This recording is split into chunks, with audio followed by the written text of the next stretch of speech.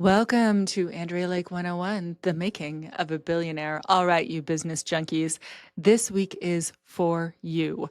We are covering Sticker Wars, and not only that, we are covering the brass tacks of business. How the fuck did I know when I walked back in the store on 9/9/2023 that I was going to be able to do a 500% increase in revenue in my company every year for 5 years in a row? That is insane. That is someone who has failed so hard at life and so hard at paying attention to my businesses that I very suddenly was out my entire retirement savings, my everything, very deeply in debt, $1.84 million in debt after having made all of that fuck you Gen X money. How did I still know that I was going to be able to walk in and dominate an industry? That is a really good question. It's because I've done it before. It's because I fucking know what I'm doing. But believe you me, there is a way big difference between waking up 27 months ago and being like, oh shit, I have to go do all of this again, and then actually going and doing all of it again. I have a very, very special episode today on Sticker Wars where I'm going to cover how the fuck I came back in here and worked all day, every day for 27 months and turned this company around. Whoo-wee. In addition to just giving you some fucking raw, real, no bullshit business advice that is for realsies, the shit that most people do not talk about. How do you know when you need a business partner? How do you deal with a legal skirmish when you get into a battle? How do you have the best possible thing happen to you? Like, I don't fucking know. Taylor Swift puts your artwork on her bread and gifts it out on an international worldwide stage to different people with your artwork on it. How do you capitalize on that? Well, I have an actual answer to that question. How do you win hard when something goes viral? And then how do you turn that into sustainable long-term prosperity for your company? That's a really good question. And as a matter of fact, that's a situation that a whole lot of business owners find themselves in. Spoiler alert, most of them go broke. Most people on Shark Tank, when they get that spike up increase in sales, do not know what to do with it and do not know how to properly handle scale.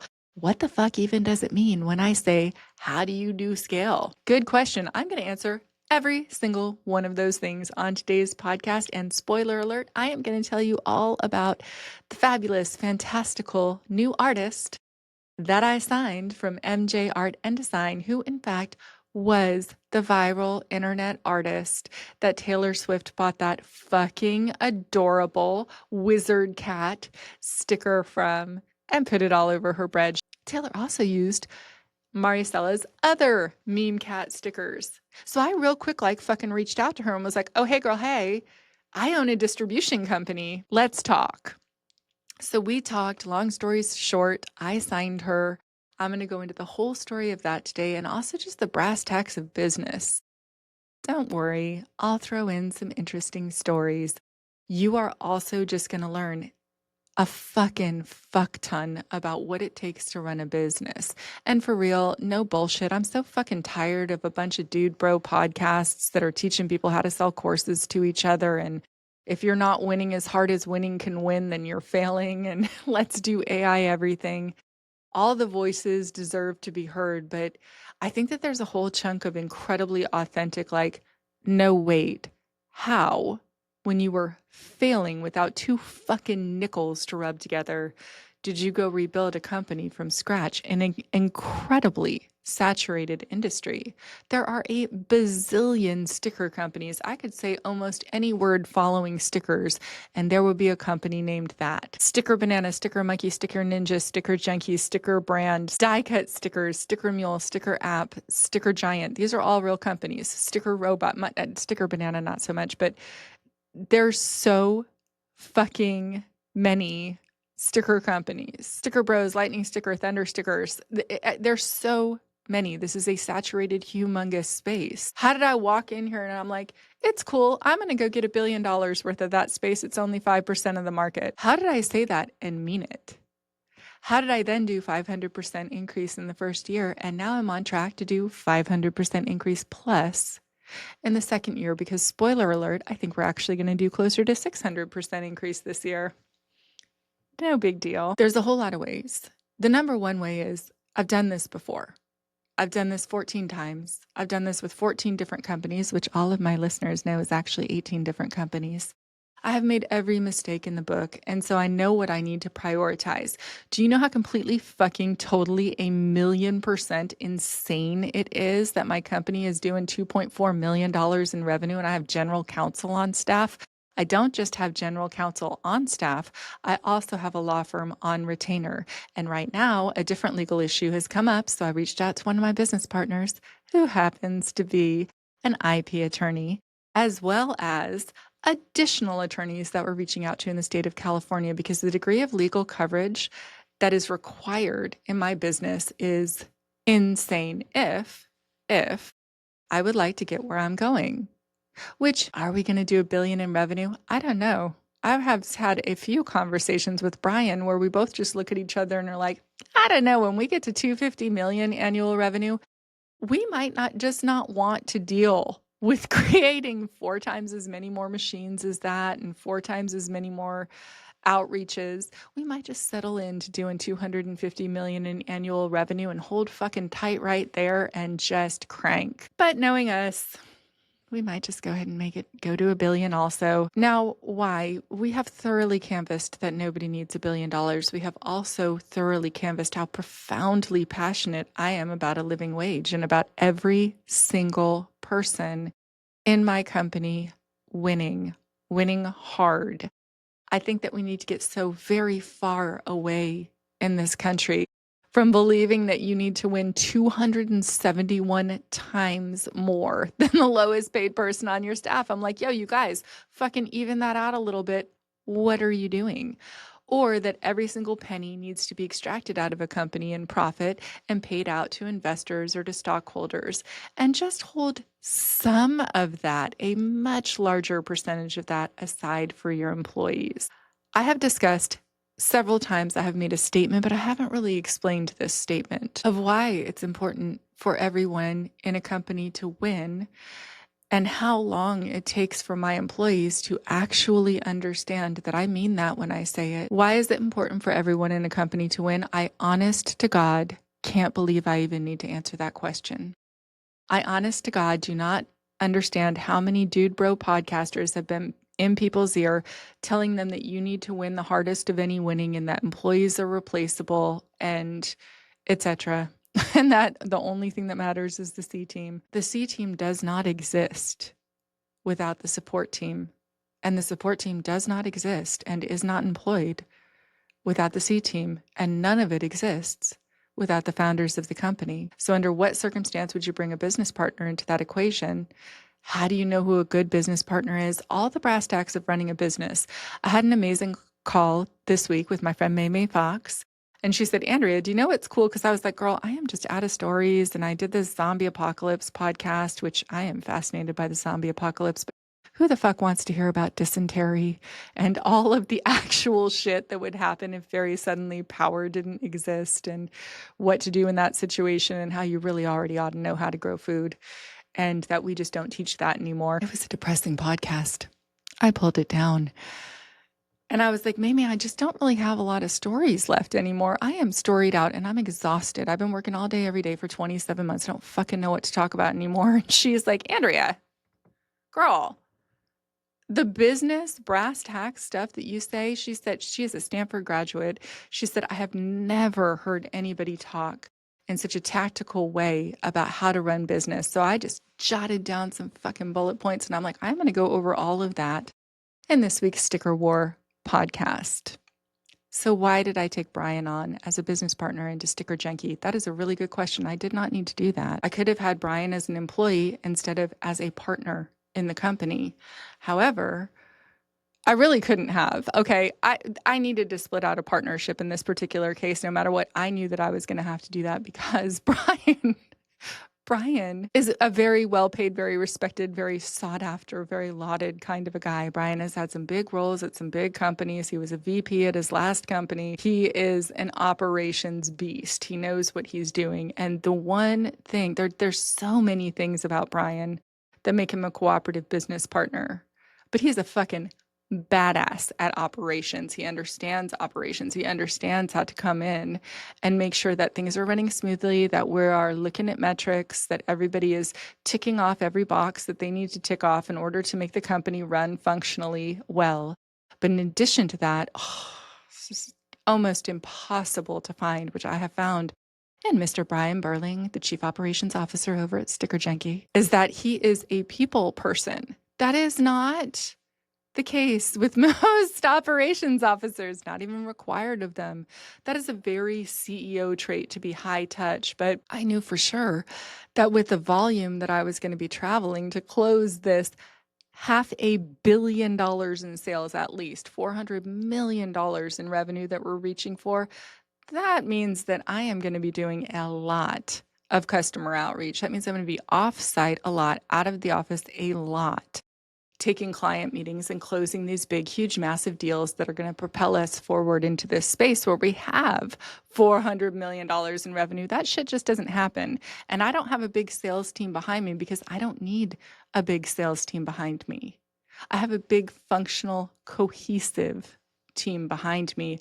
And I run out in front and go meet with Fortune 500s and go meet with also other cooler companies, dispensaries, breweries, distilleries, etc., who market a lot with stickers. Like a company, a brewery that's maybe doing 10 million in annual revenue, they might buy $100,000 a year worth of stickers. You bet your fucking bottom dollar that I go and meet with them and I'll have a beer while I'm there. Yeah, I sure will. So I knew because I had known Brian for 20 years and I had seen his work ethic and I had seen Brian build a company of, I think they were like 120 or 150 people at their height and get along with every person in that company. Do you know how hard that is? Like, not everybody is going to like everybody else, and not everybody is capable of really beautifully interfacing with like that many different personality types within an office space, and also being able to work and create cohesion in a team like that of 120 people where every single one of them is best friend. No. Did a whole bunch of them become lifelong friends? Absolutely, yes. And the one thing about Brian is that I knew all of the people at Jinx, and I knew that Brian had the universal respect of every member of that team with all of those different 120 or 150 different personality types. They all respected Brian. And it felt like manna from heaven that the skies were opening and Brian was landing in my little warehouse in Santee saying, actually, I'm open right now. And I know that this dude makes into six figures, into six figures. And I'm like, okay, cool. Everybody else is making $25 an hour right now of our top team, and I can't pay you more than everybody else. In the beginning, that would destroy all of the trust that I have with my whole Talking Heads team. We didn't call ourselves that yet because Brian is the one that named the Talking Heads. And I said, I'm telling you what, I don't know for how long it's going to be, but I'm going to run as fast as I can. But I really only can afford to pay you $25 an hour, and I'll make you a partner in the company. He agreed. I could not believe it. The luck that I had with that will never cease to amaze me. And I've already shared similar stories to that with Jenny coming on the team, with our general counsel coming onto the team, with Emily, our head of product, coming onto the team. I can't even believe the level of quality of our team. How on fucking earth did I get these people to agree to come in here at that big of a reduced rate of salary with a story? I told them what I was going to do. I, it started with the very first touch that they had with that company. It started with the way that I wrote the ads of this very compelling workplace, of a place where you're treated like a grown-up, of a place where you're treated like an adult, of a place where it's actually a super fun environment to work, and just really being super transparent and super honest and saying, I pay this much because it's what I can afford to pay. And the moment we can afford to pay more, we will. And I think it's crazy that I have to explain to people why employees should be well treated. I think it's insane that everyone just doesn't treat employees astoundingly well. I think it's crazy when companies have a corporate profit and they don't distribute a portion of profit to their employees. It legitimately, literally doesn't make any sense to me at all whatsoever, even a little bit, when people have a profitable company and do not share the profit with the employees. I'm like, you guys, who do you think helped you to make all that profit? I was on a podcast this week called The Dark Arts of Team Optimization. I was their guest, and it is something else. It is a whole skill set. But I laughed and I said, okay, cool. I'm holding 22% for payroll and 22% for profit. If I trimmed corners everywhere, if I cut out the group lunches, if I rolled back the snacks and the free drink fridge, because we have free drink fridge, free snacks, free food in the freezer if anybody forgets a meal, or if they just want a burrito that day, there's like stuff in the fridge that they can eat. You know, I'm vegetarian, so mostly it's all vegetarian, but it's delicious. There's like Amy's meals and pizzas and burritos and whatever they could want. We throw ice cream in there. Like whatever people want, they're going to find there. It's going to be this cozy, good environment. I could cut all that out. That's all extra. None of that needs to happen. I could stop giving raises as aggressively as I am. I could trim back expenses and use slightly different, cheaper materials, inks, etc. There's all kinds of ways that I could trim out some of the extras that we do in the company. It happens all the time. That is exactly what happens when a private equity company purchases a very large sticker business or any business, generally speaking. They have people in accounting who are going to go trim down the overhead expenses of that company, much to the chagrin of the people in that company.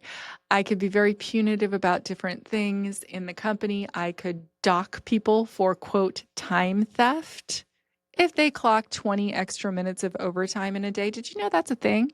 That is a thing that companies do, and they literally call it time theft. And I'm like, I don't have employees that are fucking around and playing solitaire. And if one of my employees needs like an extra break and wants to go walk around and talk to somebody in the kitchen for 5 or 10 minutes because it's hard to be creative all day, every day, I don't dock them for that. Like that is allowed, because when they are in their desk at their job, doing whatever portion of the job or in production, running the production roles, they're getting all of their work done. And even as we are moving forward in the production floor and making everybody what we lovingly refer to as factory fast, it still is a good feeling, fun environment. And when there's a little bit of downtime and people are kind of moving a little bit more slowly and laughing and playing and stuff, nobody's punitive about that, because we don't need to be. Because when you treat people like grown-ups, number one, they like going to their job. And most people love the feeling of accomplishment at the end of the day when they got so much done. So gratifying and rewarding to, at the end of your day, be like, whoa, I had this goal to get out 12 back pages today and I got out 14, and then two people immediately ordered the second that they received them. Or like, whoa, we thought we were only going to be able to get out 80% of the packages today, but man, I couldn't believe how fast we moved. And we ended up even shipping a huge portion of tomorrow's orders today. That feels great. And everybody on my team loves that because we have gamified and made it so fun for what our turn time is. We have a 4-day turn time is our goal, and we average 3.2 days right now. Every member of my team takes pride in that. Every member of my team is like, man, that feels so good to somebody when they like order stickers and they expect it to take this long, and all of a sudden the custom order that you ordered yesterday is shipping today, or the custom order that you ordered 2 days ago is already shipping today, when the person that placed that order doesn't expect it for several days. But what makes people want to see a company grow like that? What makes people feel proud of their work? Give them an outline, give them metrics to hit, give them targets to hit, and reward the whole team for hitting the targets. It is not science rocket. Give people autonomy in their positions, and then have people who are just naturally wanting to be on a team, which is a very, very, very, very lot of people. We are social creatures. So when Courtney comes up with something new in her position as the proofs manager and makes the proofs go out faster in some way, she understands how hugely that benefits our team. And the same could be said of Dave or Dana or Kiana or anybody on my team. When they conduct their job that they're doing with excellence, it adds to our bottom line. There's a reason that we don't have a big sales team. Number one, it's because I'm a world-class salesperson. When I was running $40 million in revenue through all the video game sales, I was doing 100% of the sales myself. So I actually don't need a huge team. What I needed was huge clients. So now that we have huge clients and we have a couple Fortune 100 clients and we have many, many Fortune 500 clients at this point that we're just beginning our relationship with, that are already have placed a few orders that we're going to just like hockey stick up and expand our relationship with them over the course of the next 10 years. Like, we've got this. But in a lot of other places, they're not run by somebody like me who can walk into a corporation and talk with the C team members and run integrations and build stuff out for those particular businesses. So then you need this huge team of salespeople. But then what happens is someone in the design team, for example, is making a ton of money that you can see is getting made in a team, right? Stay with me here, because I'm going to loop around back on all this, but this is a great example of how we are a team. David does our mailers. There's a direct metric attached to those mailers. We can literally see that when David did these incredibly adorable new Halloween themed emails that we just came out with, they are so freaking cute. And he has this animation on them. They look so fantastic. And lo and behold, of course, to the surprise of literally no one, as soon as we sent this email out this week, we got a ton of orders because a bunch of people clicked through to it because it looked so cute and it looked so cool. And his artwork is so great. And the sample packs are just flying off the shelves because he created all of these very cool Halloween sample packs and we sell them for $7. And David, his contribution to the company's bottom line is very directly trackable. Courtney might come up with something in her proofing system as the manager of the whole proofing system for designers, which is a very big responsibility in a company like mine, because the moment that you place a new design with us, you're going to get a proof back. There's going to be a lot of managing on the back end to make sure that those proofs go out within an hour. So her contribution to the bottom line is not as directly tracked, but you bet your fucking bottom dollar that it is equally as important, because if we get a bunch of people that come and purchase because David's artwork is adorable and his marketing is top notch and his branding is so freaking on point, and Emily leads that team and she is working in combination with him just to make sure that all of that is on point. And Sasha and Courtney are backing him up with just gorgeous photography at different elements within the whole system. And Michi is there also doing a bunch of creative design. And Wendy is there as our backpage manager. Every person has a touch point on this order, and they're all adding to the bottom line. And so we bonus the team when we bonus. We give raises to the team when we give raises. We don't do outsized huge bonuses to one segment of the company, because the first interaction that our customer is going to have with their new order after they've gone through the ordering system is they're going to open that box. So the person that is arguably the least skilled, right? We can take anybody that we like, bring them in the door, put them into the shipping department and teach them how to count stickers, stack stickers, pack stickers, do it in a nice way. That person who is the like lowest rung, air quotes, which is how they are treated at other companies, the people in the shipping department. With us, we're like, you are our first physical point of contact with our customers. We hugely value the way that people are packing boxes in the warehouse, that when they open their box, they're in bags instead of shrink wrapped. So we have thought through that people need some place to store the stickers after they get them. They're not going to use all 1,000 stickers at once. We've also included like a really cool sample pack for free with every order. Just the ethos really of like putting an honest valuation of every member of my team. And it is that every member of my team is incredibly, profoundly important to the whole of the team. I had someone on my team a while ago who I adore, and she wanted to make unlimited income as a sales rep. And I wanted that for her. I did, but we don't have that kind of company because if one sales rep goes out and gets the account and is managing that particular account and is making $500,000 a year or $1 million a year in sales commissions, then you have somebody else in-house who's doing the emails, for example, and isn't getting that bonus, or someone that like Michi, who is doing so much of our organizational backend, we could not. It would be, we never want to find out what would happen if Michi wasn't there. But a lot of her very high touch things that she's doing don't have like a direct metric tied to them.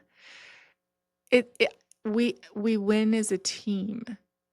Everyone contributes their part because the whole thing has to happen in order for the company to win. So the analogy that I was saying on the Dark Arts podcast today was, look, I'm making 22% profit and holding aside 22% for payroll. So I'm like, look, I could make 37% profit on a $10 million company and strip back every single expense, just like a private equity fund does. I could do that really easily. I could do that now. I could walk into my company tomorrow and do that. And immediately people would like working there a whole lot less immediately. And I would have 37% profit of a $10 million company where I'm stripping people back, where it's punitive when they make a mistake, where I dock them if they have time theft and go 10 minutes into overtime, or write them up if they're like 20 minutes late. I would do nothing like that in my companies. All of that is so insane to me. Or if they have to take an extra day because their kid's sick and they're out of sick days, the whole way that companies function in the United States blows my mind on so many levels. And it does come down to that. I could have 37% in a $10 million company, or I could have 22% profit in a $400 million company and have a whole staff of people and a whole team of people who fucking love their jobs and have a whole roster of clients who love working with us. I'm like, well, that all sounds way better. And so when I see this huge, massive disparity in most companies, the average in a larger company is that a CEO makes 271 times what the lowest paid employee makes. That is insane and unnecessary to me. We have a 7 times multiple spread in our companies. And until everybody is above a living wage, right now we're like a 2x spread. Nobody is getting way overpaid than other people. And as we get to where we're going, we just want everybody to thrive. Why? Because they will love their lives, they will love their jobs, they will give me their best, I will give them my best, they will love our customers, they'll love the whole experience of going to work. And I don't know how we moved so far away from that. So anyway, that is why I structure the business the way that I do, is that I understand, like, if I wanted just to like sell the company or get by or whatever, I certainly could put less effort into creating like the best team.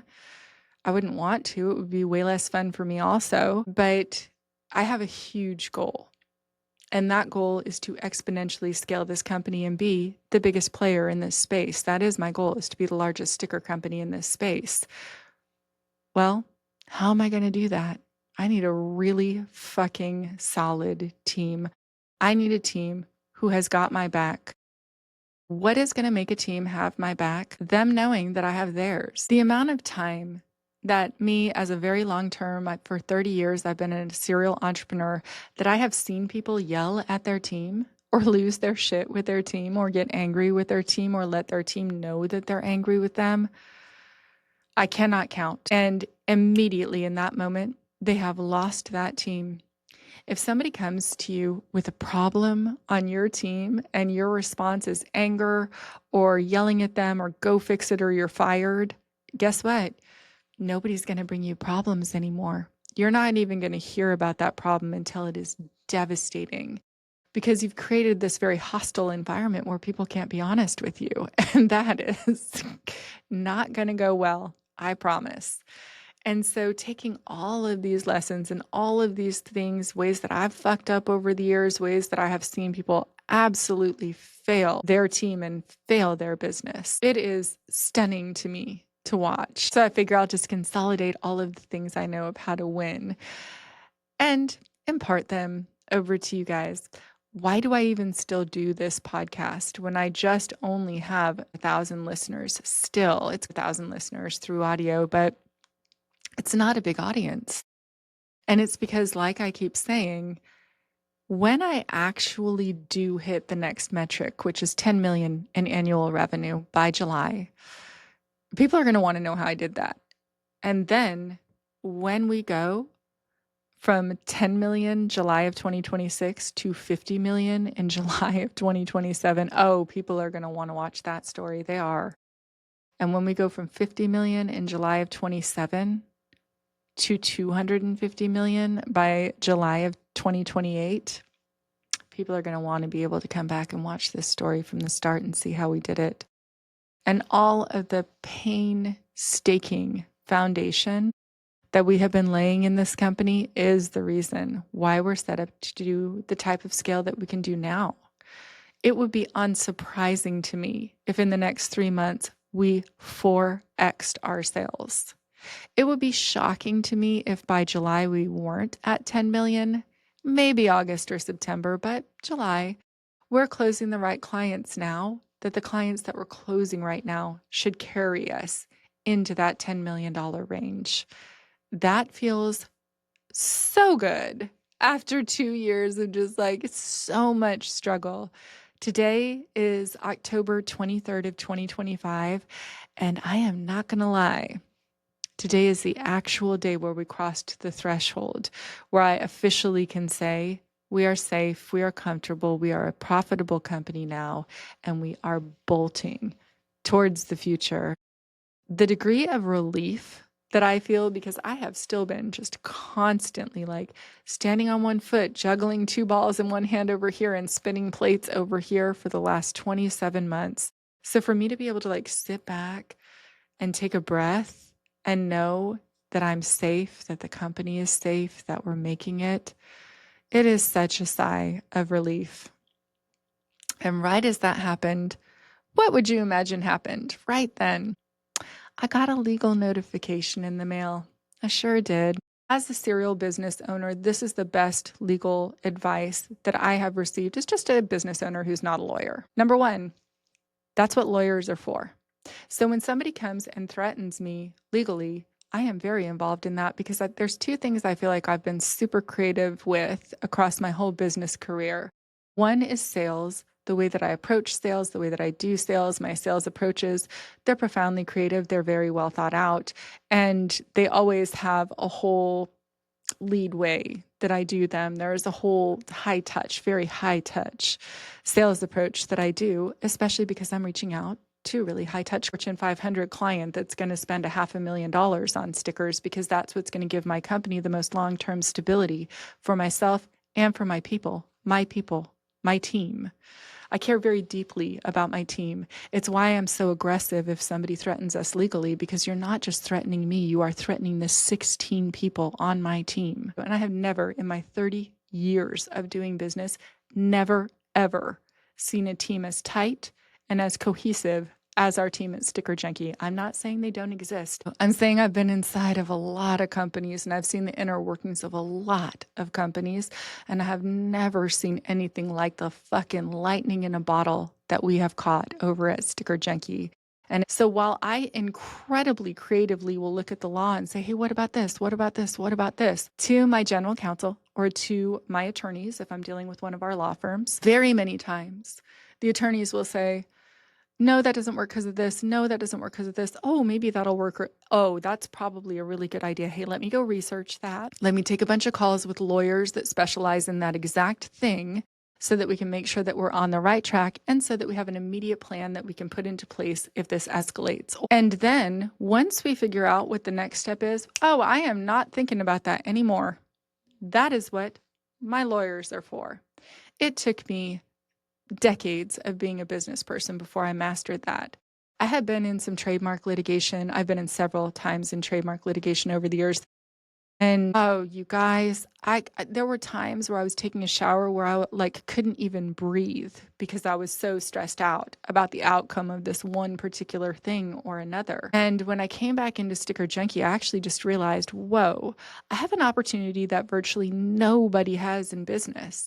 That's why I've been running so fast. I just basically said at the beginning of this, if I go full speed and work my hardest for 27 months, I am going to be able to turn this company around. And spoiler alert, right before the 27-month deadline, that's what happened. So my best advice, going back to it, I know I keep straying from it, is once you have a legal strategy worked out, try not to let it take up mental space. Number one. Number two, get your legal duckies in a row as much as you can. Number three, communicate with an adversary if they have become an adversary as clearly as you can. Leave the door of communication always open. I would be shitting in my fucking pants if I was sitting across from me in a legal table. Why do I know so much about the law? Because it used to terrify me. I was very afraid of the law. I was afraid of contracts. I was afraid of lawyers. And so I learned everything that I could because it dispelled the fear around it. And for me, for the type of personality that I have, the more that I know about something, I was like, I'm just going to become friends with the law.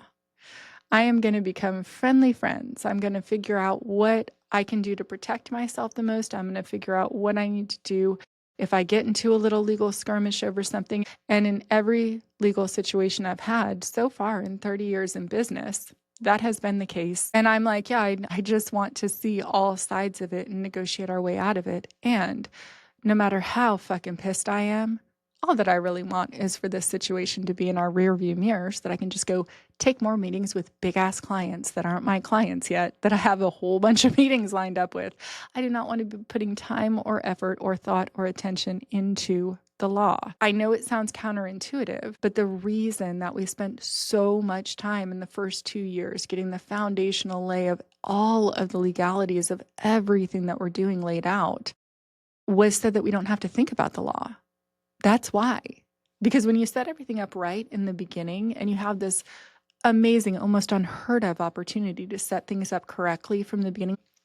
So everything that we did, the moment that we could, we became in complete compliance with it. Even laws that feel silly to us, we are in complete compliance with, because in the same way that like getting all the sales and getting all the bigness of everything that we have coming towards us protects the company, because we can cushion the bank accounts, we can pad everything out, we can have wiggle room if something goes wrong.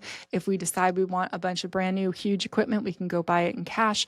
All of these things make the business really safe. The other thing that makes a business really safe is harm reduction, right? So if you are legally in compliance with all kinds of different processes and insurances and every type of legal coverage that you would need in a business, if you keep yourself in compliance with those things, then it's very easygoing if something comes up. That literally is what insurance is for. And you can get all types of different insurances that protect you. So a lot of the work that we did in the last year of this business, which was our second year of coming in and fixing everything, was getting all of our little legal duckies in a row. And to the degree that you can reasonably afford it, I very strongly recommend that in business.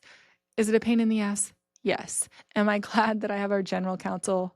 Also, yes. Am I glad that I have Brian, who, as in his position as our chief operations officer and my business partner, handles a very lot of the communication with our general counsel and the implementation of all of the different things that we need to have in place?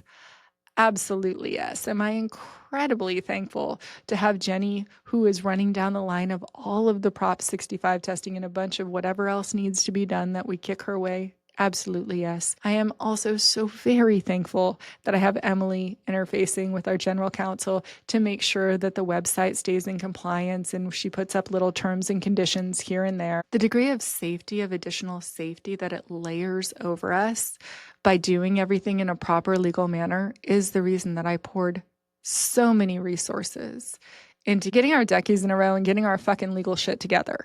Like, period. It was extensive. It was at times exhausting. It is one of my least favorite things to do. And the groundwork that we laid is going to carry us through the next 10 years of scale. And we'll just continue to prioritize that as we go. Another way that we legally protect ourselves, because I do like to have all my little duckies in a row, is with our good friends over at Cyberhoot. So there's all kinds of insurance policies, different policies and things that you can get. And one of them that you can get protects you against cyber attacks, right? But in general, in order to have a cybersecurity policy in a company, for the most part, you're going to need to have cybersecurity training for your people. Our good friends over at Cyberhoot have insanely affordable rates. Like, I think it's like $500 a year or something. And if you use the promo code Andrea Lake 101, you get 20% off. And again, this is like something that you want your employees to understand anyway. It teaches your employees how to recognize phishing attacks. It teaches your employees all kinds of different stuff of like common scams and how not to click on this and how to identify if something looks a little bit off. And let me fucking tell you, as AI gets better and better, and as the scams get better and better and the approaches get better and better, I personally use Cyberhoot within our companies because we looked at all of them and Brian chalked it all up with our general counsel and they both said, yeah, this one looks fucking baller. So it's what we use. I totally recommend them. Again, use the promo code Andrea Lake 101 when you are getting your cybersecurity little duckies in a row over at Cyberhoot. And wanted to make sure to mention them because I keep meaning to mention them in every episode and I keep forgetting, but I love you guys. Thank you so much at Cyberhoot. We super appreciate you. And the very last thing that we are going to round out is with our friend MJ Art and Design. Now we're about to do a bunch of reels to release this program. We were going to call our program where we're wholesaling stickers out into other stores the Sticker Towers program. Why? Because I want a sticker tower that looks like a piece of artwork to land in someone's store. I have yet to actually find that sticker tower. We have been searching with different fabricators on Etsy. We have been looking everywhere. And whatever is in my mind, I have never seen an actual reality in a sticker tower, like a tower that you walk into a store and it's holding stickers in it. Well, spoiler alert, when you get a tower that you're putting in a store, there's a whole lot of legal requirements around it, which I didn't realize. It has to pass an engineering test. It has to be something that's really stable so it doesn't fall over and land on somebody, which you might get sued if that happens, etc. And it's too much to unwind. So I was like, well, shit, we have these amazing artists on staff and most different places. They already have a pre-existing way that they're selling stickers anyhow in their stores. Most stores that sell stickers, they've already got sticker towers in the stores or they have some type of display board or some type of hooks that they're hanging stickers on. So I said, well, we need to rename the program then. And Brian goes, well, instead of it being about stickers, let's make it called something about the artists. And I was like, oh yeah, of course. Yeah, that does make sense. And then the other day I was sitting and doing some work and I was like, wait a minute. We used to call this the Artist in Residence program. Why don't we just call it our Artists in Residence and these are our featured artists?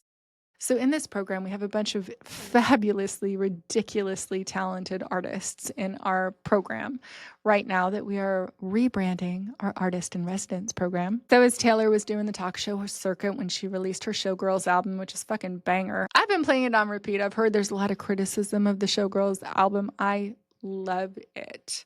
And I love the lyrics. I love everything about it. So as she's on her tour, she's gifting bread to all of these different talk show hosts with all of these different cats on them. And when I first saw that, I was like, shit, man, is she buying her stickers from one of our competitors? Because I guarantee you, if she's buying those stickers from our friend over at Sticker Mule, she does not know about their R word pass. She can't possibly, or she wouldn't be buying stickers from them. That's gross. All of the no to bringing back the R word. I'm just going to go ahead and give a hard no on that. It has been a hard no for me this whole time. And I was like, is she buying stickers from the R word pass company? Let's not, because I know for sure that she wasn't buying those stickers from me. And I want her to. I was like, Taylor, I am right here. We are women owned. Most of our competition is either owned by private equity or is that guy. So come to us instead. You would like us as much as we like you. That's pretty much what I was thinking when I saw her on the late night talk show, just beaming my thoughts into Taylor's head. And then I was like, fuck, man, I really hope she's not getting those from Sticker Mule.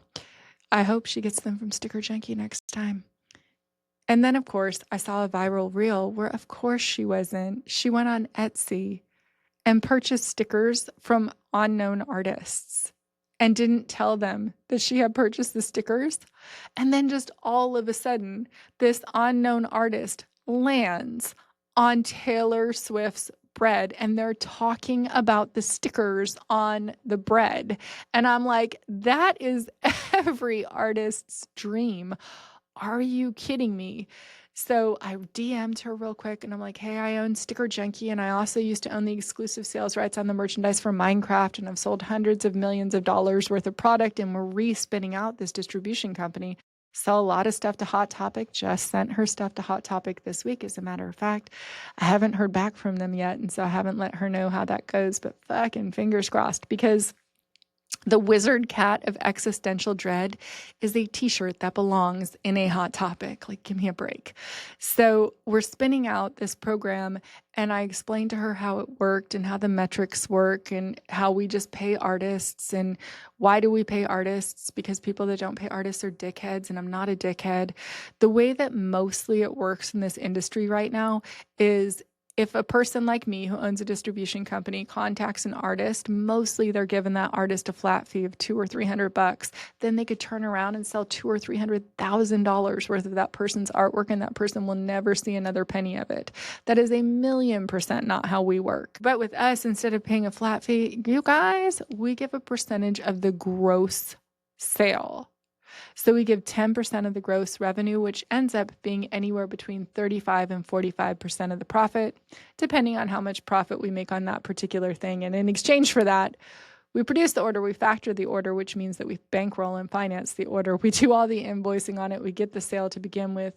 We ship the order out. We handle any of the customer service, any of the returns, any of the chargebacks. We handle making sure that they continue to reorder. And it's a really great deal for the artist, because then they can just focus on going and making more artwork and just like get a check in the mail.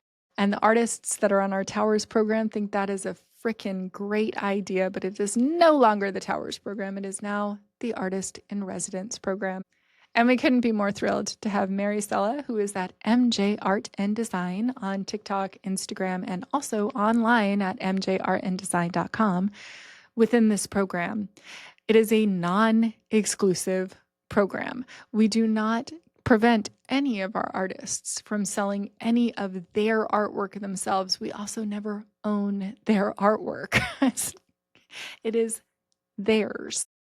And we do all kinds of really great stuff for the artists that work with us, because it's beyond my comprehension that we've fallen so far away from each other and so far away from community that people are just sort of naturally accepting right now that all kinds of people didn't realize quite what they were signing off to when they uploaded their artwork image to get something like stickers made or like t-shirts made. They didn't realize that that company maybe was selling their fucking data and their artwork and feeding it into AI so that AI could generate really good artwork.